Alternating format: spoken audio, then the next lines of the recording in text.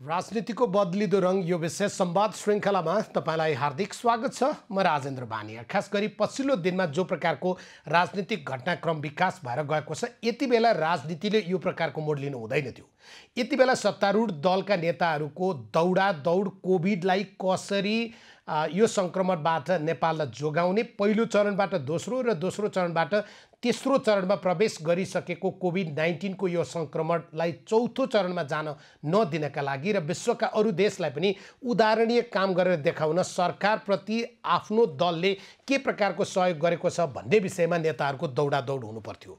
अहिले हामीले नेकपाभित्रको दौडादौड देखिरहेका छौँ। बालुवाटारमा यति बेला योजना बनिरहेको छैन। जनताको दैनन्दिनको क्रियाकलापलाई कसरी सहज बनाउने, बढेको 10 दिनको लकडाउनको अवधि पछाडि के गर्ने, आम जनताको चुलो निम्ने हालतमा पुगेको छ। आम नेपाली जनताहरू यति बेला अब के खाने र आफ्नो व्यवसाय के हुन्छ, भोलिको दिन के हुन्छ, छोराछोरीको पढाइ के हुन्छ, विदेशमा रहेका परिवारका सदस्यहरूको के हुन्छ, यो चिन्तामा छन्। बालुवाटार त्यो चिन्तामा छैन। बालुवाटार कसरी सचिवालयको बैठक पछाडि धकेल्ने र कसरी स्थायी समितिको बैठक सकेसम्म नगर्ने, गर्दाखेरि ती बैठकहरूलाई कसरी आफ्नो पक्षमा पार्ने, त्यतातर्फ केन्द्रित छ। राजनीतिक दलको नेतृत्व गरेर त्यहाँ गए पछाडि स्थितित्व आएपछि त्यस्तै हुन्छ होला। अनि जो राजनीतिक दल यति बेला झन्डै 2/3 आधारमा 174 जना सदस्यहरू लिएर बसेको छ, यो 2/3 लागि केही मात्रै सङ्ख्या नपुग्ने अवस्था हो अङ्कगणितका हिसाबबाट। त्यो राजनीतिक दल जसको गठन गर्दाखेरिमा भनियो यो जेट हो, यसलाई उडाउनका लागि 2टा पाइलट चाहिन्छ। अहिले 2टा पाइलटहरू एउटै ककपिटमा बस्नै नसक्ने हालतमा पुगेका छन्। एउटा इकोनोमिक क्लासको सिटमा गएर बस्यो भने अर्को बिजनेसतिर जान्छ, अर्को बिजनेसतिर गयो भने अर्को ककपिटतिर जान्छ, अर्को ककपिटतिर गयो भने अर्कोलाई चाहिँ त्यति नै बेला शौच आउँछ र ऊ शौचालय जान्छ। यो प्रकारको अवस्थामा 2टा अध्यक्ष पुगेको देखिएको छ। खुमलटारमा जसरी बैठकका श्रृङ्खला चलेका छन्, पूर्व प्रधानमन्त्री, पार्टीका पूर्व नेकपा एमालेका पूर्व महासचिव माधव कुमार नेपालको निवासमा जो प्रकारको बैठकहरू बसिरहेको छ, यो बैठक राजनीतिक जोड घटाउमा केन्द्रित छ। यो बैठक पार्टीभित्रको आफ्नो अङ्कगणित जुटाउने, पार्टीमा आफूलाई बलियो बनाउने, आफ्ना एजेन्डा स्थापित गर्ने, अर्कोलाई हराउने कुरामा केन्द्रित छ। किन यो समय सही थियो? सरकारले 2वटा अध्यादेश बेमौसममा बाजा बजाउने शैलीबाट ल्यायो। उसले महसुस गरे होला, नागरिकको तहबाट त्यसको विरोध भयो, आफ्नै दलभित्र पनि त्यसको विरोध भयो, विपक्षीहरूले पनि विरोध गरे। त्यस पछाडि उक्त दलले त्यो अध्यादेश फिर्ता लिइसक्यो। तर त्यस पछाडि पनि जसरी राजनीतिक घटनाक्रम विकास भएको छ, यो राजनीतिको बदलिदो रङ नभए के हो? आज हामी नेपाल कम्युनिस्ट पार्टी नेकपाका नेता देवेन्द्र पौडेलसँग राजनीतिको बदलिदो रङमा यी सबै घटनाक्रमका विषयमा कुराकानी गर्छौँ। देवेन्द्र पौडेल अहिले हाम्रो सम्पर्कमा हुनुहुन्छ। देवेन्द्रजी स्वागत छ। धन्यवाद छ यहाँलाई पनि। अहिले तपाईहरुको दौडादौड हुनुपर्थ्यो जस्तो लाग्छ। तपाईँ सरकारमा मन्त्रीका रूपमा जिम्मेवारीमा हुनुहुन्न, तर सङ्घीय प्रतिनिधि सभाको सदस्य हुनुहुन्छ, सत्तारूढ दलको जिम्मेवार स्थायी समितिको सदस्य हुनुहुन्छ। तपाईहरुको दौडादौड, तपाईहरुको व्यस्तता चाहिँ यो सङ्क्रमणका बेला सरकारलाई कसरी बलियो बनाउने, राजनीतिक दल र आफ्ना 7 लाख कार्यकर्तालाई कसरी परिचालन गरेर जनताको जनजीवनको चाहिँ सुरक्षा गर्ने भन्ने हुनुपर्थ्यो होला। तपाईहरुलाई त अङ्कगणित र क्याल्कुलेटर थिच्ने कुराले पो व्यस्त बनायो है। अब यो राजेन्द्रजी, यो भन्नै गाह्रो छ। यहाँले मलाई प्रश्न गर्नुभयो, स्वाभाविक रूपमा म त्यही पार्टीमा आबद्ध भएको हुँदाखेरि मैले त्यसको उत्तर दिनु नैतिक जिम्मेवारी ठान्छु। तर फेरि पनि हामी पनि निकै आश्चर्यचकित बन्यौँ। यति बेला जनता सडकमा, जनताले आफ्नो चुलो बाल्न नसकेर एउटा पीडामा, संसारभरि रहेका नेपालीहरू कोरोनाको रोगबाट मृत्यु भएर सब समेत ल्याउन नपाउने अवस्थामा भारतको सिमानामा आएर नेपालीहरू, हामी नेपालीहरू हौँ, हाम्रो नेपाल सरकारले जिम्मा लियोस् भनेर आफ्नो पीडा प्रकट गरेको बेलामा हामी यो यस्तो प्रकारको राजनीतिक दाउपेच, यो छिना झप्टी, यो उछिन पाछिनको अत्यन्तै चाहिँ गर्न नहुने बेलामा यसमा प्रवेश गर्नु निकै दुखित, निकै अनावश्यक, निकै चाहिँ बेसान्दर्भिक एउटा प्रक्रियाको रूपमा आफैले बुझेका छौँ। तर फेरि आइसकेपछि अब यसलाई कसरी पार लगाउने भन्ने बारेमा यहाँले भने जस्तै अलिकति छलफलहरू, क्रिया प्रतिक्रियाहरू कसरी टुङ्गो लगाउने भन्ने बारेमा कुरा चलेका छन्। र यो कुराको एक प्रकारको छप्ल्याङको स्थिति आउने कुरा हाम्रो सम्माननीय प्रधानमन्त्रीज्यूले अलिकति यो बेमौसमको समयमा नै कसले उहाँलाई सुझाए यो अध्यादेश ल्याउनु भयो, जसको यति बेला आवश्यकता थिएन र त्यसले एउटा दल बदल सम्बन्धी कुराले नै अरू पार्टीलाई पनि प्रभाव पार्यो र त्यसले चाहिँ स्वाभाविक रूपमा प्रधानमन्त्री आबद्ध भएको पार्टी र सरकारलाई पनि कहीँ न कहीँ प्रभाव पार्यो। फेरि पनि हामी यति बेला फेरि पनि चाहिँ सरकारलाई पार्टीकै तर्फबाट पनि म अनुरोध गर्न चाहन्छु, यति बेला जनताको समस्या, सडकका समस्या, जनताका राहतका समस्या र देशको अर्थप्रणालीको समस्या, किसानहरूले खेतीपाती लगाउने सिजन आएको छ, खेतीपातीलाई कसरी व्यवस्थित गर्ने र अर्थप्रणालीलाई कसरी सुधार गर्ने समस्यातिर बढी सरकारको ध्यान जाँदाखेरि नै नेपाली जनताले राहत पाउँछन्। त्यतैपट्टितिर पार्टीभित्रका आन्तरिक विषयहरूलाई स्थगन गरेर थाती राखेर समस्या हल गर्नको निम्ति अरू साथीहरूले जिम्मा दिएर सरकार र प्रधानमन्त्रीको ध्यान त्यतापट्टितिर बढी मोडिनको निम्ति म विनम्रतापूर्वक अनुरोध गर्न चाहन्छु। तर तपाईले मिठो भाषामा जे भने पनि एउटा चिज विचार गरौँ न, सरकार भने पनि अमुक चिज होइन, सरकारमा पनि व्यक्ति हुन्छन्। व्यक्ति भने पछाडि त्योसँग मानवीय कमजोरी पनि हुन्छ, मानवीय गुण पनि हुन्छ। एकातर्फ खुमलटारमा तपाईँ चाहिँ नि बालकुमारीमा या तपाईँ चाहिँ नि कोटेश्वरमा या त्यो चाहिँ भैँसेपाटीमा आफ्ना विरुद्धमा षड्यन्त्र भइरहेको छ, मेरो कुर्सीको कुन चाहिँ खुट्टो तान्दिने हो कति बेला थाहा छैन, अनि त्यति बेला जनताको काम गर्छ त मान्छे त स्वार्थी हुन्छ नि सर। अब यो राजेन्द्रजी, यो खास गरी क्याबिनेटमा त्यो अध्यादेश आउने जतिसम्मका सबै परिघटना हेर्नुभयो भने कसैले पनि सम्माननीय प्रधानमन्त्रीलाई उहाँको कुर्सीबाट तान्ने वा कुनै त्यस्तो प्रकारको परिकल्पना सोच केही पनि गरेको रेकर्ड छैन। तर उहाँ चाहिँ षड्यन्त्र भइरहेको भन्नुहुन्छ। यो प्रकरणभन्दा पहिला प्रधानमन्त्रीको बारेमा विकल्प खोज्नुपर्छ भनेर कसैले कहीँ भनेको छैन। बरु मैले सुनेको चाहिँ खास गरी पार्टी एकता हुने बेलामा दुई पार्टीको बीचमा दुईटा अध्यक्षले गरेको सहमति भनेको यो सरकारको सञ्चालनको कुरा पनि 50% समय हुनुपर्छ भन्नुभयो अरे भन्ने हामीले सुन्यौं। त्यो कुरा पनि प्रचण्डले सार्वजनिक रूपमा नै प्रधानमन्त्री 5 वर्षकै निम्ति उहाँ निर्वाचित हुनुभएको हो, त्यसकारण म यो खेल्न दौडमा छैन, म सहयोग गर्छु, पुरै सरकारलाई समर्थन गर्छु भनेर उहाँले सार्वजनिक रूपमा मिडियामा बोलेको कुरा ताजै छ। त्यसकारणले यो कुरा कहाँबाट किन आयो र कसरी प्रवेश गराइयो भन्ने कुराको समीक्षा खास गरी सरकारमा रहनुभएका साथीहरूले पनि खोज्दा हुन्छ।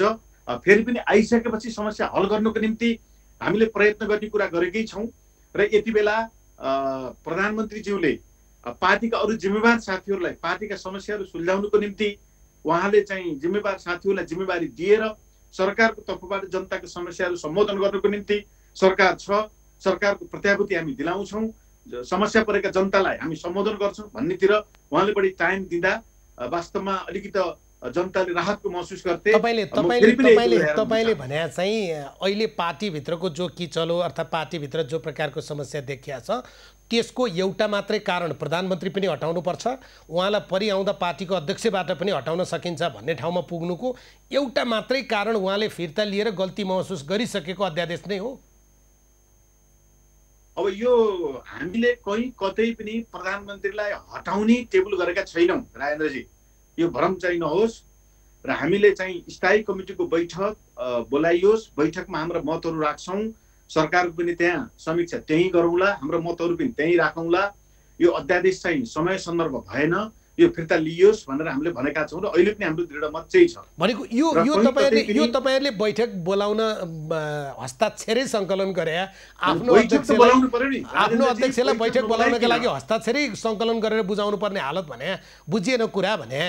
अनि यो चाहिँ यो के हो भनेदेखि संसारभरिका कम्युनिस्ट पार्टी माथि होइन, पार्टीहरू जब पार्टीमा समस्या आउँछ बैठकको माग गर्छन्, जब समस्या आउँछ बैठक बसिन्छ, बैठकमा छलफल हुन्छ, सबै साथीहरूले आफ्नो धारणा राख्छन्, त्यही धारणामा निष्कर्ष निस्किन्छ र त्यो निष्कर्षका आधारमा पार्टीले निर्णय गर्छ, निर्णयका आधारमा चल्छ।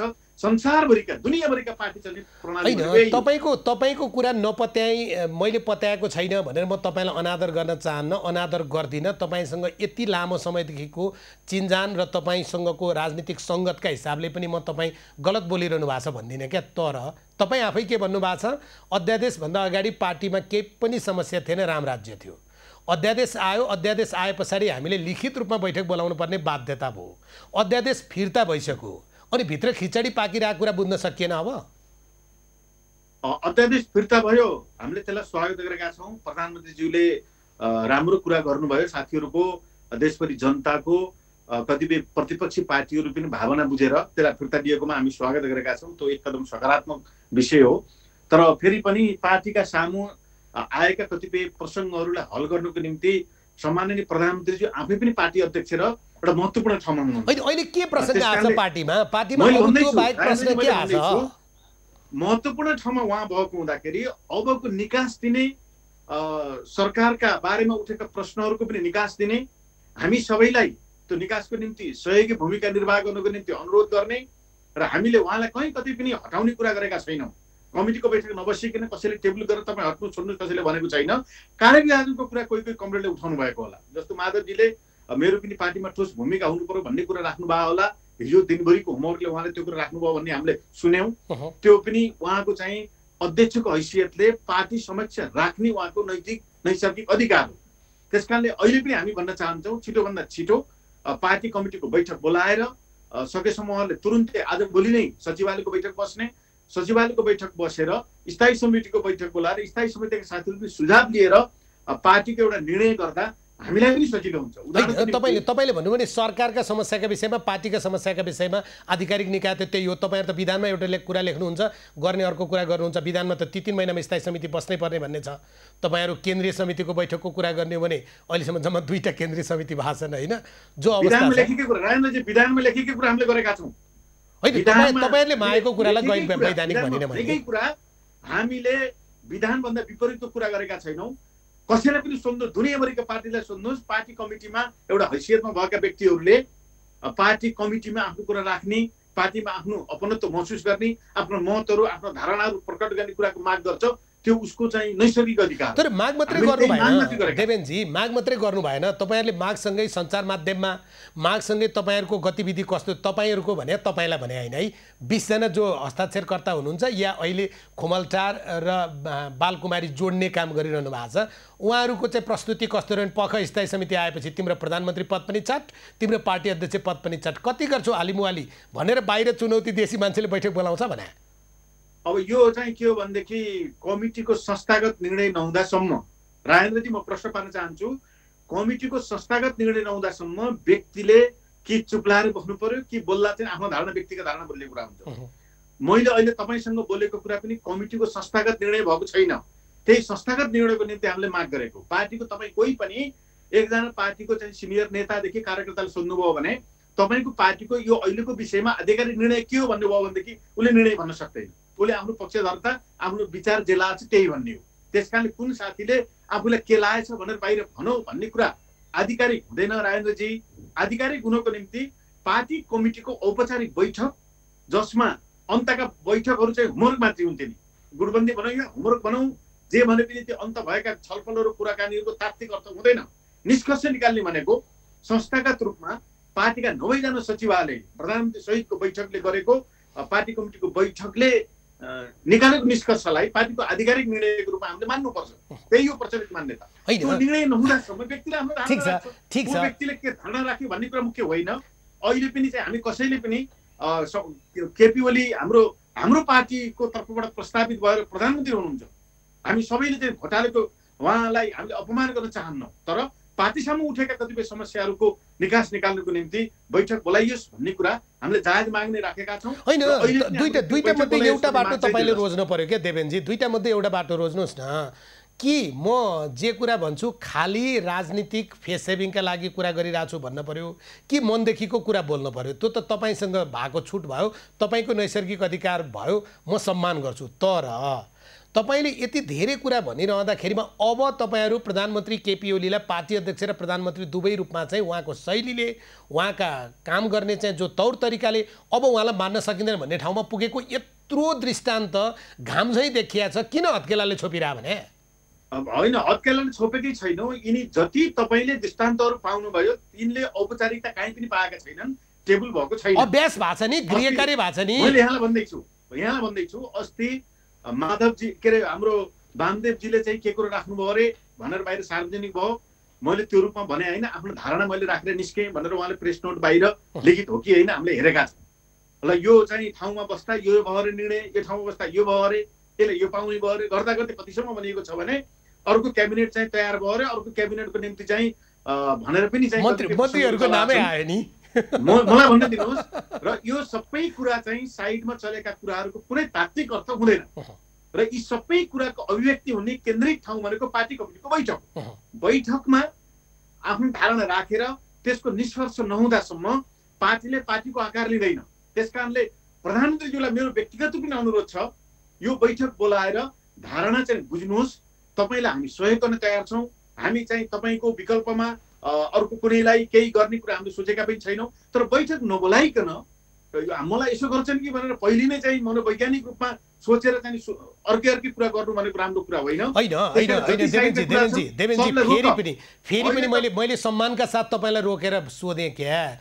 तपाईँ भन्नुहुन्छ हाम्रो एउटै पार्टी हो, हामी एकै ठाउँमा छौँ। कस्तो एउटै पार्टी भने माधव नेपाल पक्षबाट माधव नेपाल, भीम रावल, त्यस पछाडि तपाईँ रघुजी पन्त, अनि प्रधानमन्त्रीका तर्फबाट ईश्वर पोखरेल, विष्णु पौडेल, शङ्कर पोखरेल भएर वार्ता गर्न पर्ने दिनभरि अनि बिना निष्कर्ष टुङ्गो एउटै पार्टीभित्र यस्तो वार्ता, यस्तो बैठक हुन्छ?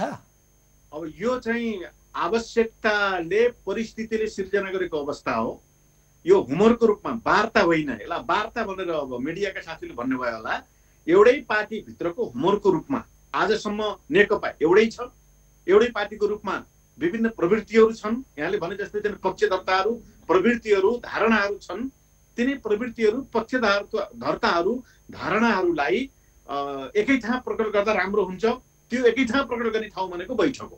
त्यसकारण अलग अलग ठाउँमा जस्तो यहाँले भन्नुभयो नि, अलग अलग ठाउँमा प्रधानमन्त्रीको तर्फबाट सहजीकरण गर्ने पनि साथीहरू हिँड्नुभयो, नामै दिनुभयो। यहाँले अरू कुनै कमरेडको तर्फबाट पनि सहजीकरण गर्ने साथी हिँड्नुभयो, नामै दिनुभयो भनेदेखि त्यही कुरा एकै ठाउँ बसेर मिटिङमा राख्दा के हुन्छ? त्यो मिटिङको सट्टा अहिले तपाईँहरू भैँसे पार्टीमा चाहिँ 6 जना सचिवालयका सदस्यहरूको छुट्टै भेला गर्नुहुन्छ। त्यहाँबाट एकजना मान्छे दूत बनेर बालुवाटारमा चाहिँ सन्देश ल्याउँछ।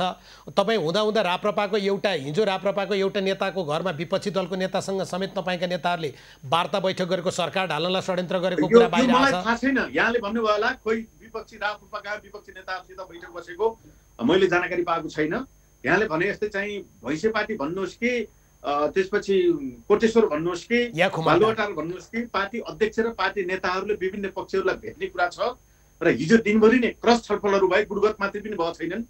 गुटको कुरा मात्रै होइन, यो होमवर्कको क्रस छलफल भएको छ। तर त्यसबाहेक अरू कुनै अतिरिक्त चाहिँ अदृश्य शक्तिहरूसित चाहिँ कुराकानी भयो भन्ने मलाई जानकारी छैन। होइन, बैठक छलफल यति बेला दन्त बजान अर्थात् चाहिँ टेबल ठोकाठोक त केपी ओलीसँग गर्ने होला नि त, होइन? तर अहिले त उपेन्द्र यादव र बाबुराम भट्टराई खुमलटार जाने दिन आयो नि। अलग नगरौँ, अलग बैठक नगरौँ। सचिवालयको बैठक, स्थायी समितिको बैठक एकै ठाउँ बसौँ। त्यही चाहिँ सुझाव लिँदा, त्यही मत लिँदा प्रधानमन्त्रीलाई सहयोग पो हुन्छ त। पार्टीका साथीहरूको मत, पार्टीका साथीहरूको मनोविज्ञान, पार्टी निर्माणबारे, सरकारबारे, अहिलेको कोरोनाबारे, कतिपय अन्तर्राष्ट्रिय आर्थिक चित्रबारे, अब देश कता लैजाने कता जाने भन्ने कुरा त कमिटीमा बैठकमा सायद धारणा बुझेर होला नि त। यो कुरा त चाहिँ सार्वभौम कुरा यो पार्टी। ठिक छ। तपाईहरुको बैठक पनि हामीले देखाएको छ क्या, तपाईहरुको बैठक पनि देखाएको छ। तर राजनीति कहाँनिर पुग्यो? राजनीतिमा त्यस्तो के घटनाक्रम भयो केपी ओली भन्दा आज पुष्पकमल दाहालका लागि बाबुराम भट्टराई या उपेन्द्र यादव नजिक हुने? बाबुराम भट्टराईको प्रसङ्ग उहाँले आफै चाहिँ जवाब दिनु होला। मैले उहाँको भेटघाट यो बेलामा तपाईको अध्यक्ष र उहाँहरुको भेटघाटको विषय पनि म नेकपाको तर्फबाट जवाब दिन्छु। नेकपाको अहिले उपस्थित साइडका छलफलहरूलाई निष्कर्ष निकाल्ने ठाउँ भनेको बैठक नै हो। बैठक भन्दा अर्को बाटो छैन। मेरो धारणा मैले कहाँ राख्ने? यहाँले सोध्नुभयो, यहाँको मिडियामा राख्ने त औपचारिकता हुँदैन। मेरो बैठकमा मैले आफ्नो धारणा राख्न पाएँ भनेन। पार्टीमा मैले पार्टीमा भएको अपनत्वको महसुस गर्छु। त्यसकारणले बैठक राख्नु अहिलेको आवश्यकता हो। तर बैठकको विषयमा चाहिँ एउटा चलन छ नि, तपाईलाई कोही मान्छे मन परेको छैन, तपाईँ भित्रबाट एउटा योजना बनाउनु भएको छ, पख तँलाई कसैले नदेख्ने बेला पाएपछि यति घुच्ची हान्छु भन्नुभएको छ। बाहिर मान्छे भेट्दा चाहिँ उसलाई तपाईँ धाप मार्नुहुन्छ। पख्नुहोस् न, मैले प्रश्नै सकेको छैन भने कसैले यस्तो गर्छ राजेन्द्रजी, लोकतन्त्र भनेकै चाहिँ प्रतिस्पर्धा हो। त्यो आन्तरिक पनि हुन्छ, बाहिर पनि हुन्छ।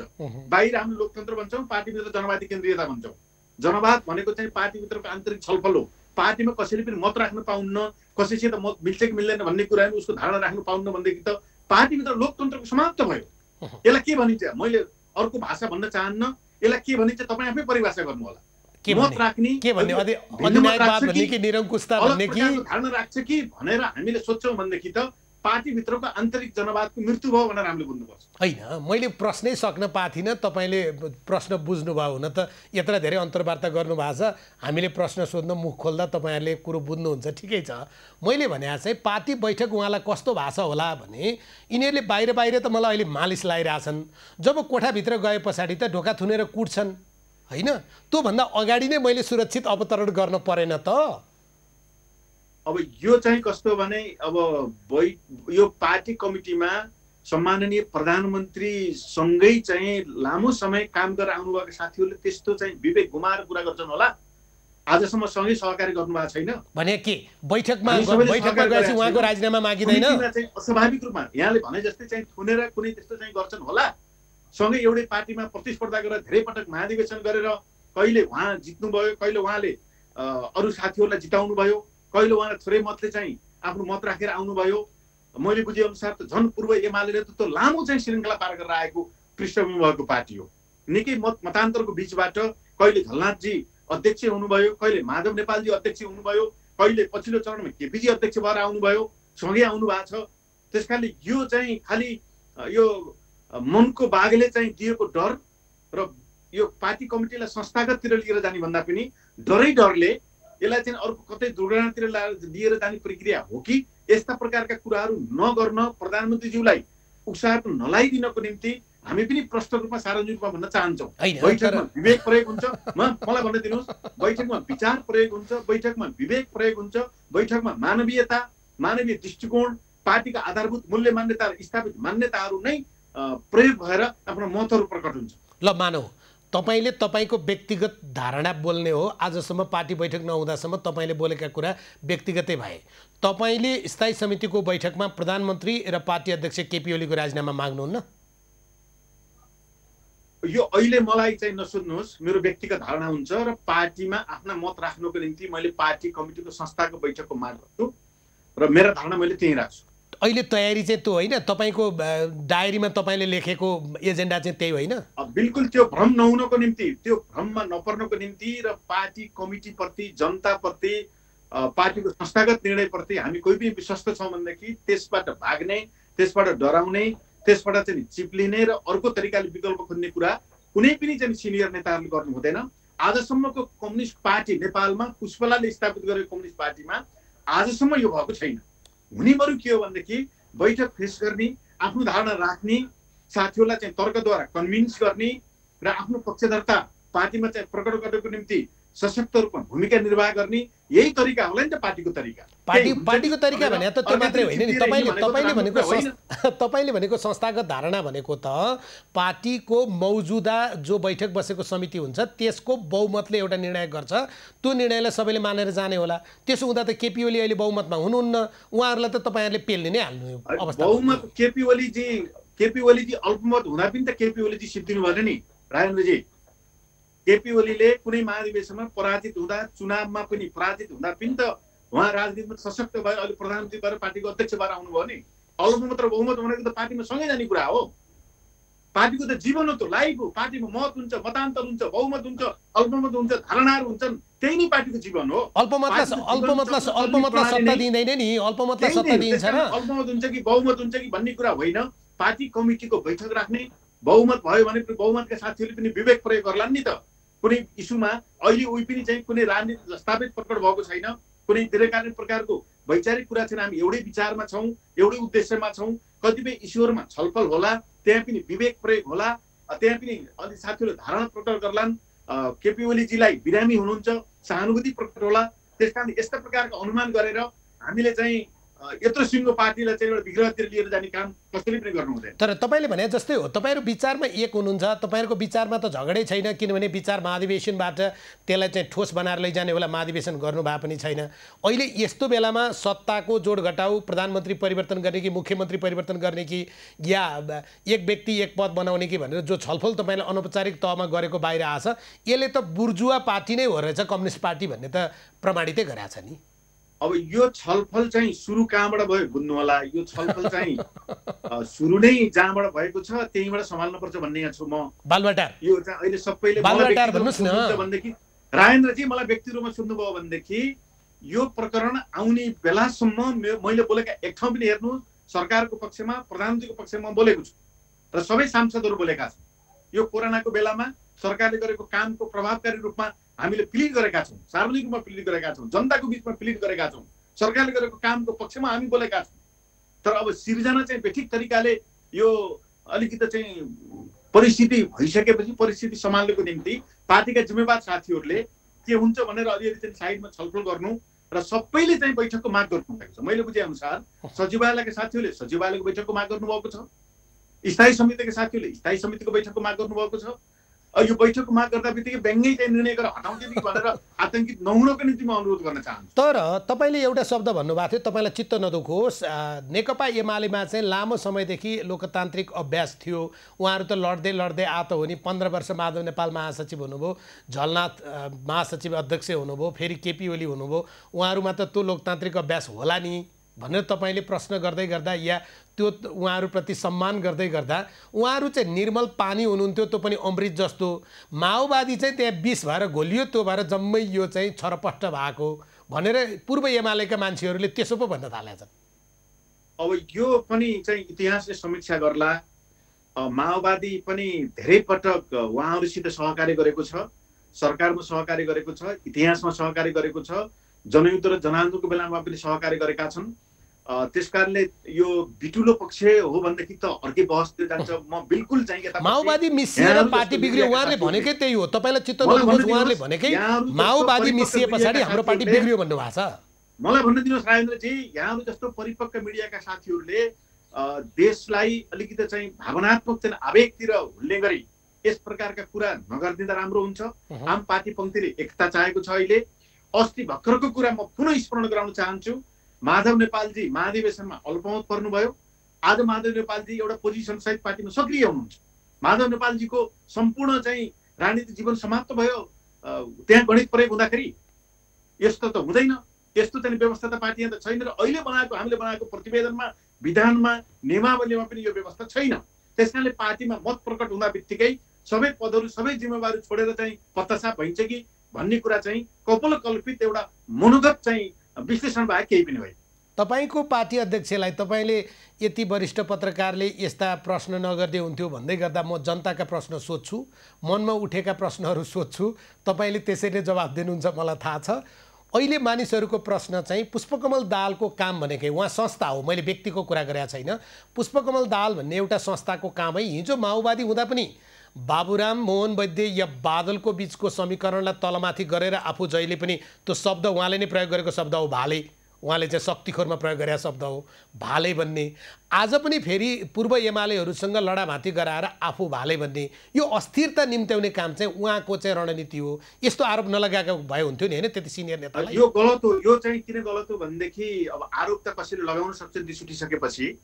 म त यहाँलाई एउटा स्मरण गराउन चाहन्छु, नेपाली काङ्ग्रेसका केही साथीहरूले माओवादीकै तत्कालीन केही साथीहरूसित चुनावमा सहकार्य गरेर जाउँ, 5 वर्षको निम्ति तपाईँ प्रधानमन्त्री भनेर हामी लिखित दिन्छौँ भनेर गएको कुरा हाम जत्तिकै छर्लङ्ग छ। म तपाईँलाई प्रश्न पार्न चाहन्छु, एकदम 100% त्यो कुरा सही थियो। तर पुष्पकमल दाहालले पक्नु होला, पुष्पकमल दाहालले त्यो कोर्स छोडेर उहाँले चाहिँ नेपालका वामपन्थी कम्युनिस्टहरू मिलेर जाँदा राम्रो हुन्छ, हामी चाहिँ संविधानमा लेखेको समाजवाद उन्मुख राज्य प्रणालीतिर जानको निम्ति वामपन्थी देशभक्त कम्युनिस्ट पार्टी नै अलिकति चाहिँ सहकार्य गरेर हुन्छ भनेर त्यो प्रस्ताव छोडेर स्थगन गरेर एमालेसित वार्ता गरेर तत्कालीन एमाले र माओवादीले चुनावमा संयुक्त रूपमा गठजोड गरेको अवस्था हो। यो चाहिँ म तपाईँलाई दृष्टान्तको रूपमा मात्रै होइन, साँचो कुरा भनेको होइन। काङ्ग्रेसले तपाईँलाई 35% दिएको थियो, एमाले 45 दियो, अनि तपाईँहरू मिल्या हो। हजुर, काङ्ग्रेसले 35 दियो, एमाले 45 दियो, जसले धेरै मूल्य दियो त्यतै गएको हो नि। बिल्कुल होइन, त्यो बिल्कुलै होइन। त्यो कुरा साँचो कुरा पनि होइन, त्यस्तो कुरामा म विश्वास पनि गर्दिनँ। त्यस्तो झुटो कुरा होइन। होला प्रचण्ड गान्धी कमी कमजोरी होलान्, तर उहाँले अस्ति पनि मैले अहिले पनि भने जे कुरा दुईटा पार्टीको बिचमा सहमति हुँदाखेरि सार्वजनिक रूपमा भएका भनेर एउटा बहस चलेको थियो, यो सरकार सत्ता सबै साझेदारीको कुरा, त्यो पनि उहाँले चाहिँ ठिक छ अब तपाईँ नै 5 वर्षको निम्ति प्रधानमन्त्री यसमा ढुक्क रहनुहोस् भन्दा उहाँसित पनि उहाँले सम्माननीय प्रधानमन्त्रीसित पनि क्लियर गर्नुभयो, सार्वजनिक पनि क्लियर गर्नुभयो। त्यसकारणले यो भाँडभैलो चाहिँ कुनै पदको निम्ति गरे हो कि भन्ने कुरा जस्तो मलाई लाग्दैन। तर अब पार्टीमा अलिकति संस्थागत होस्, निर्णयहरू गर्दाखेरि संस्थागत हुन्, पार्टीका सिनियर नेताहरूले सबैले चाहिँ भूमिका निर्वाह गर्ने अवसर प्राप्त गरून्, सरकार चाहिँ एउटा प्रभावकारी बनौँ, सरकारको सफलताको निम्ति सरकारलाई सफल बनाउने भूमिकामा पनि हामी जोडिन पाऊँ, सम्भवतः मैले बुझे अनुसार उहाँले त्यो कुरा उठाउनु भएको। तर यो बेला हो तपाईँ खुमलटार र चाहिँ कोटेश्वरको चाहिँ एकीकरण गरेर या एउटा जुगलबन्दी गरेर बालुवाटारलाई एक्ल्याउने बेला हो र? यो बालुवाटारलाई एक्लाउने यो कोर्समा कसैले पनि केही पनि भनेका थिएन। तपाईँलाई थाहा छ नि बानियाजी, बरु प्रचण्डले भनेको एउटा कुरा के हो भनेदेखि प्रधानमन्त्रीकै नेतृत्वमा अरू पक्षलाई पनि लिएर समेटेर यो कोरोनाका विरुद्ध जाँदा राम्रो हुन्छ भन्ने प्रस्ताव गर्नुभएको उहाँले।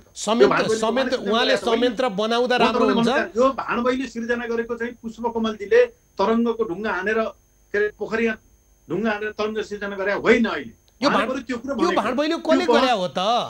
मलाई भन्न दिनु न, त्यो बहस चाहिँ बरु उहाँले भनेको कुरामा भएको भएदेखि उहाँले गर्दा यस्तो भयो भन्ने कुरा मिल्थ्यो। अनि सबैतिरबाट प्रधानमन्त्री पनि त्यसलाई इन्कार गर्नुभयो, सबैले उ गर्नुभयो, मेरो व्यक्तिगत धारणा हो भनेर उहाँले राखेर त्यसलाई सिप्ल्यान गर्नुभयो। त्यो पनि मैले गर्नु पाउनुपर्छ उहाँले भने होइन, हामीले सुनेनौँ। त्यो प्रधानमन्त्रीको नेतृत्वमा त्यसो गर्दा राम्रो हुन्छ भनेर उहाँले भनेको हो। त्यो बाहेक भाणबैले सिर्जना गर्ने कुनै पनि प्रस्ताव राखेको मलाई जानकारी छैन। आजको दिनमा तपाईँको पार्टीमा कित्ताबन्दी र किस्ताबन्दी भएको हो कि होइन? प्रधानमन्त्री एउटा कित्ता, माधव नेपाललाई तानातान, माधव नेपाल चाहिँ खुमलटार र चाहिँ बालुवाटारको दूरी नापेर बस्नु भएको छ भन्छन्। अब मेरो व्यक्तिगत धारणा म तपाईँको बिचमा राख्न चाहन्छु र यो पार्टीलाई एकताबद्ध गर्नुपर्छ। यो पार्टीमा वैचारिक दृष्टिकोणहरू, अहिलेका परिस्थितिहरू, समसामयिक घटनाहरूको बारेमा पार्टीका साथीहरूले आफ्नो संस्थागत धारणा राख्ने अवसर पाउनुपर्छ। दुवैजना अध्यक्षहरूलाई सँगै राखेर त्यो धारणा प्रकट गर्ने अवसर चाहिँ हुनुपर्छ। त्यसो गरियो भनेदेखि पार्टी एकता बच्छ। पार्टी एकताको बारेमा प्रधानमन्त्री चाहिँ आफै पनि भर्खरै अपरेसन गरेर बाहिर आउनुभएको छ। उहाँप्रति चाहिँ कसैले पनि अविवेकीपूर्ण रूपमा कसैले पनि अपमान गर्ने कुराहरू गरेको छैन। पार्टीमा उठेका बहस छलफलहरू किन कसरी भएका हुन् भनेर बुझ्न खोज्नु पार्टीका साथीहरूको नैसर्गिक अधिकार हो। त्यसकारणले अहिले पनि म भन्न चाहन्छु, पार्टीको एकतालाई अक्षुण्ण राख्दै पार्टीलाई संस्थागत रूपमा चलाउने कुराको प्रक्रियाको सुरुवात होस्। हामी चाहिँ जसलाई पनि यो कुरा भन्न चाहन्छौँ, प्रधानमन्त्रीज्यूलाई पनि हाम्रो सार्वजनिक रूपमा पनि व्यक्तिगत रूपमा पनि भेटेर भन्दा पार्टी एकता बचाउनुहोस्। मैले व्यक्तिगत रूपमा महासचिवलाई पनि अनुरोध गरेको छु, पार्टी एकता बचाउनुहोस्। माधवजीलाई पनि मैले अनुरोध गरेको छु, पार्टी एकता बचाउनुहोस्। अहिलेको आवश्यकता भनेको पार्टी एकता हो र सरकार भनेको पार्टी बच्यो भने आउँछ भोलि सरकार। तपाईँ यस्तो मिठो कुरा गर्नुहुन्छ देवेन्द्रजी, तपाईँ यस्तो मिठो कुरा गर्नुहुन्छ देवेन्द्रजी। अहिले तपाईँहरूको मनमा सबभन्दा ठुलो ढ्याङ्ग्रो चाहिँ पूर्व एमालेहरू एक किता भइदिन्छन् र फेरि हामी एक्लै हुन्छौँ कि भन्ने छ भन्छन्। त्यो चाहिँ डर छैन, त्यो चाहिँ डर छैन। त्यता नलगियोस्, कसरी त्यता लान चाहेको छ भनेदेखि पनि इतिहासमा दुर्भाग्य हुनेछ होइन। आफ्नो आफ्नो बाटो लाउँ भन्दा बाटो चाहिँ प्रशस्तै सबैलाई चाहेको लोकतान्त्रिक युगमा, त्यसकारणले ढ्याङ्ग्रो ठोक्ने भन्ने कुरा होइन। र जनताको चाहना र भावना अनुरूप चाहिँ नेपालका कम्युनिस्ट पार्टीहरू मिल्नुपर्छ। हिजोदेखि नै एक ठाम एक बाम भनेर धेरै पटक नेपाली जनताले कुरो उठाएको हुँदाखेरि त्यो हामीले सही गरेका थियौँ, पार्टी एकता पनि सही गरेका थियौँ। अझ पनि मेरो दृढ मत हो, अब कसैले फर्काएर चाहिँ आफ्नो आफ्नो बाटो जाऊ भनेर चाहिँ धकेलिदिन्छ भनेदेखि त त्यो अपवाद चाहिँ नहुनुपर्ने अपवाद कोर्छु। तर अगाडि बढ्नुपर्छ, पार्टी एकतालाई तलमाथि नगरिकन यो पार्टीलाई बलियो बनाएर लिएर जाने कोर्सको खोजी हुनुपर्छ। अहिले पनि मेरो दृढ यही मत रहेको छ। तर तपाईँले यसो भन्दै गर्दा त्यही चिज त केपी ओलीलाई पनि लागू हुन्छ नि। जति प्रचण्डको या देवेन्द्र पौडेलको या माधव नेपालको लगानी छ त्यति नै केपी ओलीको पनि लगानी होला। इतिहासले समीक्षा गर्ने कुरा होला। केपी ओलीलाई चाहिँ अब तिमी बसे गए जाऊ भन्ने हालतमा किन पुर्यायो? अनि केपी ओलीजीकै त्यही लगानी भएर त चुनावको बेलामा स्वयं प्रचण्डले नै अबको भावी प्रधानमन्त्री उहाँ हो भनेर सार्वजनिक घोषणा गर्दै उहाँकै नेतृत्वमा सरकार बन्छ, हामीले चाहिँ हामीलाई 2 तिहाई दिनुहोस् भन्ने हिँड्नु भयो नि त। उहाँ नै अध्यक्ष हुनुहुन्छ, त्यसकारण त उहाँ प्रधानमन्त्री हुनुहुन्छ लगानी भएको हुँदा। अब लगानी भएका अरू साथीहरूको पनि पार्टी निर्माणको निम्ति, नेपालमा वामपन्थी आन्दोलन स्थापित गर्नको निम्ति, नेपालमा लोकतन्त्र स्थापना गर्नको निम्ति, समावेशी समानुपातिक पहुँच र प्रतिनिधित्व सहितको यो प्रणाली ल्याउनको निम्ति अरूको पनि त्यतिकै भूमिका छ। हामी मिलेर गरौँ भन्ने कुरा हुनु पर्यो नि त पार्टीमा। त्यो भनेको माधव नेपाल पक्षलाई पनि केही, माधव नेपाललाई भनौँ, अझ पक्ष नभनौँ, माधव नेपाललाई पनि केही भूमिका दिनु पर्यो कि पार्टी अध्यक्ष दिनु पर्यो कि प्रधानमन्त्री दिनु पर्यो? अनि कार्यविभाजनमा मिलाउनुस् भनेका छौँ हामीले अहिले। यो होइन, माधव नेपालको कार्यविभाजन के हुन्छ भने तपाईँ पूर्व प्रधानमन्त्री हो, पार्टीको महासचिव भइसकेका मान्छे हो, उहाँलाई त के दिनु पर्यो कि प्रधानमन्त्री? कार्यविभाजन के हुन्छ मैले भन्ने कुरा भएन। यो त चाहिँ यसको निकास चाहिँ अब खास गरी 2 जना अध्यक्षले सहमतिमा दिनुपर्छ। माधव नेपालजीको भूमिका के हो भन्ने कुरा 2 जना अध्यक्षले सहमतिमा दिनुपर्छ।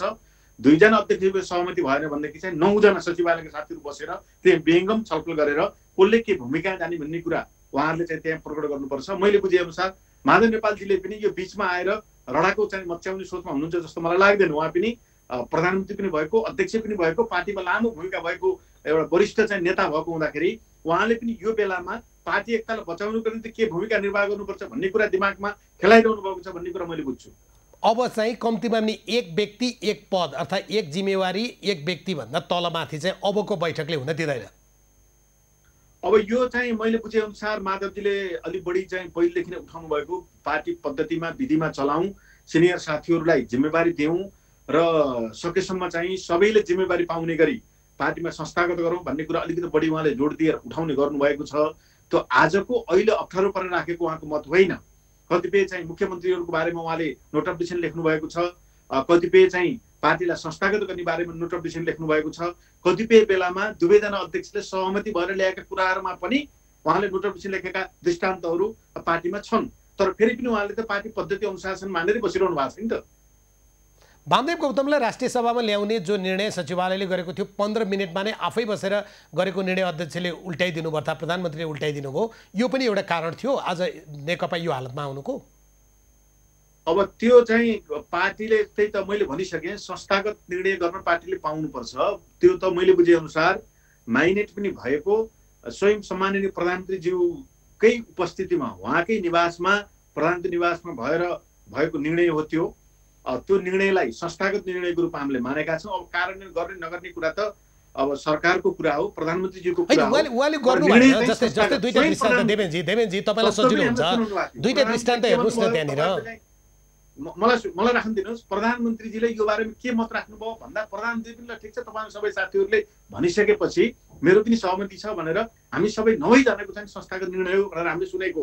अब त्यो होइन भनेदेखि त उहाँहरूले जान्ने कुरा हो, हामीले लाइभ रेकर्ड गरेर राखेका छैनौँ, त्यतिसम्म हामीले विश्वास गर्ने कुरा हो।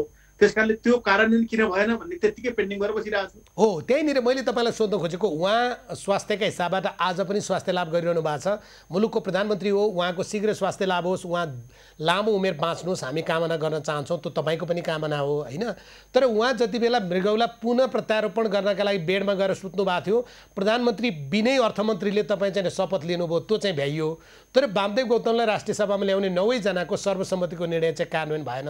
यो सबै अध्यादेशको विषयमा त तपाईँहरूलाई त के थाहा हुने, सचिवालयलाई नै थाहा भएन भने पछाडि बालुवाटारले पार्टीलाई प्राइभेट लिमिटेड बनायो, अब यसो गर्न दिन्न, यही हो कुरा।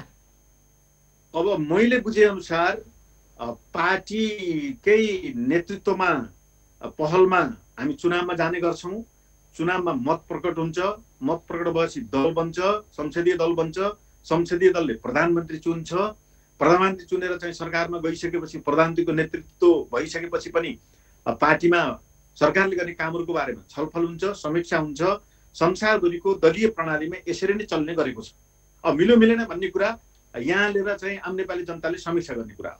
तर अभिमतका हिसाबले प्रधानमन्त्री केपी शर्मा ओली निकट केही नेता जो उहाँका दाहिने हातमा छ, अल्पमत र बहुमतको कुरा प्लिज चाहिँ म अल्पमतमा गएको छैन, म त्यता गएको छैन, तपाईँहरूले देख्ने गरी छैन भन्नुभएको छ क्या। माओ सेतुङ पनि अल्पमत पर्नु भएको थियो, लेनिन पनि अल्पमत पर्नु भएको थियो, कार्ल मार्क्स पहिलो र दोस्रो अन्तर्राष्ट्रियमा धेरै पटक अल्पमत पर्नु भएको थियो, पुष्पलाल अल्पमत पर्नु भएको थियो। अल्पमत पर्ने र बहुमत पर्ने भनेको जीवन चक्र हो। देवेन सर, मेरो एउटा तपाईँलाई अनुरोध क्या, जाली रुमाल सर, जाली रुमालमा जाली हुन्छ भने अनि जाली भएको छ्याङ्ग देखिन्छ भने अब किन त्यता जानु पर्यो, नजाउँ। तपाईँलाई अल्पमत बहुमतको कुरा गर्नु छैन, म गर्दिनँ। मैले अहिले सोध्नु खोजेको कुरा फरक थियो। प्रधानमन्त्री ओली निकटका उहाँका दाहिने हात भनिनेहरू अहिले के भन्छन् भने गएको चुनावमा बहुमत नेकपालाई होइन, गएको चुनावको 2/3 बहुमत केपी ओलीका लागि आओ, उहाँको राष्ट्रवादी अडानका लागि आओ, पार्टीले भनेर पनि उहाँ हट्नेवाला हुनुहुन्न, हटाउन मिल्दैन, जनमतको अपमान हुन्छ भन्नुहुन्छ। अब त्यो चाहिँ उहाँको पनि व्यक्तिगत लगानी र प्रभावलाई मैले सम्मान गर्छु। तर पार्टी धेरै पहिलेदेखि नै, यो पार्टीकै इतिहासको कुरा गर्ने हो भनेदेखि 6 सालदेखि नै कम्युनिस्ट पार्टीको बीजारोपण भयो, त्यसपछि विभिन्न प्रकारका हाँगाबिगा हुँदै यहाँसम्म आएको छ र यो जनमत सिर्जना गर्नको निम्ति पार्टीमा धेरैको लगानी, धेरैको मेहनत, धेरैको बलिदान, धेरैको जेल छ। त्यसमध्येको एउटा सशक्त प्रभावकारी पात्र सम्माननीय प्रधानमन्त्री केपी ओलीजी हुनुहुन्छ। तर अरूको पनि योगदान, अरूको पनि लगानी, अरूको पनि मेहनत चाहिँ त्यहाँ जोडिएको छ भन्ने कुरा चाहिँ हामीले बिल्कुलै बिर्सनु हुँदैन। हैन, जनताले 5 वर्षलाई प्रधानमन्त्री त केपी ओली भनेर पठाए त हो नि, पठाएको 5 वर्षलाई चाहिँ पठाएको हो। 5 वर्षको निम्ति भनेर पार्टीले उहाँलाई प्रधानमन्त्री चुनेको पनि छ। तर यो बीचमा चाहिँ जुन गडबडीका परिघटनाहरू भए, किन भए, के कारणले भए, किन आए, कसले ल्याइए, किन चाहिँ सरकार बलियो बनाउनको निम्ति अरू पार्टीका सांसदहरू ल्याउनु पर्यो यो बिचमा? उहाँहरू पार्टीमा प्रवेश गर्न चाहनु भएको वा अर्को पार्टी खोल्न चाहनु भएको भनेदेखि उहाँहरूलाई निकास दिने बाटो अरू थिए कि थिएनन्? त्यसकारण यी प्रश्नको जवाब त पार्टीले खोज्ने होला नि त पार्टीमा। होइन तर उहाँले त प्रश्न भन्नुभएको छ बाहिरको प्रतिपक्षी भन्दा पार्टीका प्रतिपक्षीहरू असहयोगी भए त भन्नुभएको छ त। अब यो अस्तिको चाहिँ यो कोरोनाको मिटिङसम्म सचिवालयको सकुशल बैठकको प्रसङ्गसम्म चाहिँ पार्टीमा यस्तो कुरा उठेको केही पनि छैन। प्रश्न हामी यहाँले अहिले जालीको कुरा गरे जस्तै छर्लङ्गै के छ भनेदेखि जब यो अध्यादेश प्रकरण चाहिँ प्रवेश गर्यो मन्त्रीमण्डलमा, त्यो किन प्रवेश गर्यो, कसले भनेर प्रवेश गर्यो, के कारणले त्यसको चाहिँ आवश्यकता बोध भयो र अरू पार्टीका केही मान्यहरूलाई पार्टीमा ल्याउने कुरा पनि मैले बुझेको छैन। सरकारमा ल्याउने किन आवश्यकता पर्यो? आफै दुईतिहाईको सरकार भएको बेलामा त्यसले सरकारलाई प्रभावकारी बनाउनको निम्ति के भूमिका निर्वाह गर्थ्यो भन्ने कुरा किन सुरुवात गरियो भन्ने कुरा अहिले प्रश्नवाचक छ। त्यसैले नै यो परिस्थिति सिर्जना गरेको। उहाँहरूको भनाइ त के छ भने आफू त असहयोगी भयो, प्रमुख प्रतिपक्षी दलको नेतालाई पनि आफूसँग चाहिँ जुगलबन्दी गराएर संवैधानिक परिषदको बैठकमा जान नदिने, त्यहाँ नियुक्ति गर्न नदिने, यो जम्मै काम खोमलटारमा बसेर गर्ने अनि अहिले साखुल्ले बन्ने भन्ने पो भयो। यसको जवाब मैले कोही व्यक्ति विशेषलाई दिन चाहन्न। संविधान बन्ने बेलाको परिघटना म यहाँलाई प्रश्न पार्न चाहन्छु। मनी संयोगले बालुवाटार वरिपरि थिए त्यति बेला दुईटा विषयमा चाहिँ आम रूपमा राष्ट्रिय सहमति भएको। एउटा विषय भनेको दलबदल सम्बन्धी, सांसद किनबेच, खरिद बिक्री, लखेट भाग दौड, पैसाको चलखेलको कुरालाई अन्त गरेर नेपालमा राजनीतिक स्थायित्वको निम्ति यो थ्रेसहोल्ड 3% को व्यवस्था र 40% सदनभित्र पनि पार्टीको तत्कालीन निर्वाचन आयोगमा दर्ता भएभन्दा पहिलेको चाहिँ अधिवेशनमा प्रकट भएको केन्द्रीय सदस्यहरूको सङ्ख्या यसो गरियो भनेदेखि राजनीतिक स्थायित्व कायम हुन सक्छ भनेर त्यति बेला नेपाली काङ्ग्रेस, नेकपा एमाले, नेकपा माओवादी, अहिले मधेसका पार्टीहरू छन्, सबैको बिचमा आम रूपमा राष्ट्रिय सहमति भएको विषय हो। त्यसको साथसाथै यो पार्लियामेन्ट्री सिस्टमको यो संसदीय प्रणालीमा खास गरी सरकार पक्ष र प्रतिपक्षले कतिपय कुराहरू चाहिँ आलोचना गर्दै सँगै लिएर पनि जानुपर्ने हुन्छ भनेर सहमति भएर संविधानमा लेखिएको विषय हो। त कसैले चोर दुलाबाट ल्याएर राखेको विषय होइन। बरु बहस भएको र चाहिँ असहमति भएको विषय भनेको खास गरी यो प्रदेशको नामाङ्कन, प्रदेशको सीमाङ्कन र अलिकति यो समावेशी समानुपातिक प्रक्रिया सम्बन्धी चाहिँ छलफल मत भएको हो। तर यी दुईटा विषय त राष्ट्रिय सहमतिबाट आएको विषय हो। त्यो कुरा आजका हाम्रो सम्मानित प्रधानमन्त्रीज्यूलाई पनि प्रत्यक्ष रूपमा थाहा छ। त्यसकारणले त्यो विषय कसैले चोर दुलोबाट ल्याएको विषय नभएर त्यो प्रणालीको अन्त गरेर कमसे कम राजनीतिक स्थायित्वको निम्ति एउटा अध्यायमा हामी जाउँ भनेर सबैले सहमति गरेर ल्याएको विषय। ठिक छ। अब बालुवाटारले आफ्ना सूत्रहरू मार्फत, आफ्ना दूतहरू मार्फत, दूत भनेको उहाँका सूचना स्रोत होलान्, उनीहरू मार्फत प्रष्ट कुरा के भनिसक्यो भने अख्तियारमा मुद्दा पनि छ, यो पनि बिर्सिन मिल्दैन होइन, र प्रधानमन्त्रीसँग अरू बाटाहरू पनि छ, धेरै ढेप्न खोजियो भने त्यो स्थितिको सामना गरे हुन्छ। यो चेतावनी र यो चुनौती कसरी पार लाउने? अब यस्ता कुरातिर चाहिँ आदरणीय साथीहरूलाई प्रवेश नगर्नुको निम्ति म सार्वजनिक रूपमा भन्न चाहन्छु। यसले चाहिँ सबैलाई भताभुङ्ग पार्छ, देशलाई भताभुङ्ग पार्छ। यस्ता प्रकारका धम्की कसैलाई हामीले प्रकट गर्नु पनि हुँदैन। हामीले वास्तवमा जनताको जनमतको रक्षा गरेर पार्टी एकताको अझै पनि सम्भावना छ। पार्टी हामी एउटै पार्टी छौँ, अझै यसलाई चाहिँ सुदृढ गरेर अगाडि बढ्ने सम्भावना छ। जनताको मतप्रति चाहिँ केन्द्रित नभइकन यस प्रकारका कुराहरूमा प्रवेश गरेर झन् परिस्थितिलाई चाहिँ विकराल बनाउन खोजियो भनेदेखि इतिहास चाहिँ अक्षम्य भएर प्रकट हुनेछ र नेपालको कम्युनिस्ट आन्दोलन कहिल्यै पनि उठ्न सक्दैन।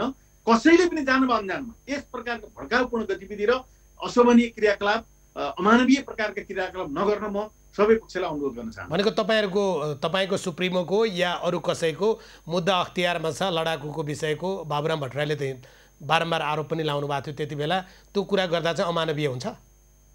अहिले चाहिँ गइसकेका इतिहासका कुराहरू फर्काएर चाहिँ हामी अर्को आजका समस्याहरूको सम्बोधन गर्न सकिँदैन। त्यो रहेछ भने पनि सम्बन्धित निकायले छानबिन गर्ला होला। यस प्रकारका कुराहरू अहिले राजनीतिक छलफल चल्दा बेला बखत उठाइरहने, बेला बखत चाहिँ त्यस प्रकारका शान्ति प्रक्रिया भाँडिन्छ। म तपाईँलाई राख्न चाहन्छु, शान्ति प्रक्रिया भाँडिन्छ, शान्ति प्रक्रिया अर्कोतिर जान्छ, खलल हुन्छ, संविधान पनि सिद्धिन्छ, सबै कुरा सिद्धिन्छ। प्रधानमन्त्रीले अन्तिमसम्म हैया गर्छु भन्नुभएको छ। आफैमाथि वज्रपात गर्नु, कसैले पनि यो नगर्नुको निम्ति म अनुरोध गर्न चाहन्छु। प्रधानमन्त्रीले अन्तिमसम्म म लड्छु भन्नुको अर्थ उहाँले केही आजको दिनमा कम्तीमा नै अप्रिय लाग्ने कदम उठाउन सक्नुहुन्छ त्यो भनेको संसद भङ्ग होला अर्थात् संसदीय दलमा गएर बहुमत लिने कुरा होला या उहाँले चाहिँ सङ्कटकाल लगाउने होला तथापि उहाँहरूको तर्फबाट त्यो कुरा आएको छैन योसम्म परिकल्पना गरिएको छ त्यस्तो बेलामा नेकपा के गर्छ होइन यस्तातिर जानै हुँदैन नेकपा अहिले पनि एउटै पार्टीको रूपमा छ मैले त्यही भएर अहिले धेरै पटक एउटा पार्टी त नाम हो सर महासचिव तपाईहरु गुटको अहिले त्यही भएर राजेन्द्रजी मैले अहिले त्यही भएर चाहिँ एउटै पार्टीको कुरा गरेँ एउटै पार्टीमा हुँदासम्म एउटै पार्टीको चाहिँ 2/3 छ सबैतिर प्रदेशमा सरकार छ स्थानीय तहमा पनि हामीले धेरै ठाउँ जितेका छौँ यो कुरालाई क्यास गर्न नसकेर यो कुरालाई बचाउन नसकेर हामी चाहिँ मध्यावधितिर जाने कुरा कल्पना गर्न पनि सक्दैनौँ यसैलाई बचाएर यसैलाई जोगाएर जानु नै अहिलेको आजको विकल्प हो त्यसको निम्ति आइपरेका यी अन्तर्विरोधहरू कसरी हल गर्ने कसरी चाहिँ अब पार्टीमा शक्ति सङ्घर्षको चाहिँ गिभ एन्ड टेकको कुरा पनि होला बरु त्यसलाई कसरी मिलान गर्ने भन्नेतिर अलिक परिपक्वतापूर्वक सोच्न आवश्यक छ त्यतातिर सोच्न म अनुरोध गर्न चाहन्छु केपी ओलीलाई हटाउने होइन प्रधानमन्त्री राख्ने पार्टी अध्यक्ष हटाइदिने अब यो कार्यविभाजनको प्रसङ्गमा कमिटीको बैठकमा यी विषयहरू उठ्लान् अब यी अनौपचारिक कुराको विषयमा म प्रवेश गर्न चाहन्छु तर त्यस्तो हुन पनि सक्छ सबैले पार्टीमा आफ्नो भूमिका खोजिरहनु भएको छ आफ्नो भूमिका सुनिश्चित हुने कुरा पार्टीमा आबद्ध भइसकेपछि सबैको चाहिँ आफ्नो अधिकारको कुरा हो पार्टीमा सरकारमा आफ्नो भूमिका आफ्नो प्रभाव आफ्नो हैसियत प्रकट गर्नको निम्ति कार्यविभाजनको माग गर्नुलाई अन्यथा मान्नु हुँदैन केही मुख्यमन्त्री परिवर्तन हुन पनि सक्छन् अब त्यो चाहिँ मैले भन्ने कुरा भएन त्यो त प्रधानमन्त्रीज्यूले नै त्यसको कसैले उठाएको छ भनेदेखि कसरी हल गर्ने भनेर उहाँले जवाब दिने कुरा हुन्छ प्रधानमन्त्रीकै कोर्टबाट यो कुरा बुझ्नुभयो भने राम्रो हुन्छ नेकपा अन्ततः यस्तो कोरोनाको बेलामा पनि राजनीतिक लेनदेनकै खेलमा अल्झियो यो दुर्भाग्य म फेरि तपाईँलाई दोहोऱ्याएर भन्न चाहन्छु मेरो व्यक्तिगत चाहना यो थिएन मेरो व्यक्तिगत चाहना त मैले 3-4 पटक चाहिँ यो कोरोनाको सम्बन्धी उच्च स्तरीय समितिका हाम्रो आदरणीय रक्षा मन्त्रीजीलाई गएर हामीले भेट्यौँ यो सडकका मान्छेहरू यो अलिकति राहतको कुरा औषधि उपचारको कुरा स्वास्थ्य चाहिँ समस्याका कुराहरूतिर बढी चाहिँ केन्द्रित हौँ हामी सहयोग गर्छौँ भनेर निरन्तर हामी गइरहेका थियौँ सरप्राइज हामी भयौँ यो विषय चाहिँ किन कहाँबाट प्रवेश भयो मेरो व्यक्तिगत चाहनाको विषय थिएन हस् तपाईहरुको पार्टी चाहिँ हाँडी चर्किया जस्तो चर्किया छ भन्छन् मान्छेहरू त्यस्तो नहोस् सुपर ग्लुले टाँस्नुहोस् तपाईलाई धन्यवाद धेरै धेरै धन्यवाद छ यहाँलाई देवेन्द्र पौडेल हामीसँग हुनुहुन्थ्यो बागलुङबाट सङ्घीय प्रतिनिधि सभामा प्रतिनिधित्व गर्नुहुन्छ नेकपा माओवादीमा लामो समयदेखि युद्धकालदेखि नै माओवादी युद्धमा संलग्न हुनुभयो पछाडि नयाँ शक्ति पार्टीमा बाबुराम भट्टराईसँग संलग्न हुनुभयो उहाँलाई लामो समयदेखि बाबुराम भट्टराईसँग निकट नेताका रूपमा चिनिन्थ्यो तर उहाँसँगको असन्तुष्टि पछाडि माओवादीसँग उहाँहरू एउटा समूह नै एकीकृत भएर जानुभयो र पछाडि एमाले र माओवादी मिलेर नेकपा पार्टी बन्यो भनिएको छ तर कस्तो बनेको छ तपाईँ हामीले सबै जाले रुमाल छर्लङ्ग देखेका छौँ यति बेला नेकपा के विषयमा बहस र छलफल गरिरहेको छ कम्तीमा पनि त्यहाँभित्रको विवादका प्रश्न सोध्दा